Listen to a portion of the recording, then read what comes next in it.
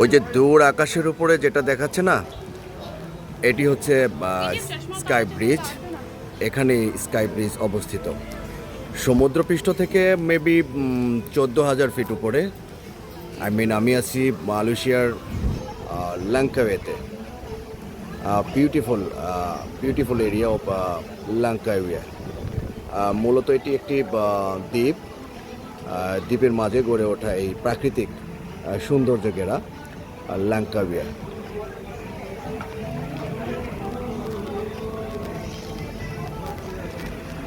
মালয়েশিয়ার কুয়ালালামপুর থেকে 1 ঘন্টা ফ্লাই করে আসা যায় এই লাঙ্কাওয়েতে, এবং বিভিন্ন ওয়েতে বাস অ্যান্ড ফেরি অ্যান্ড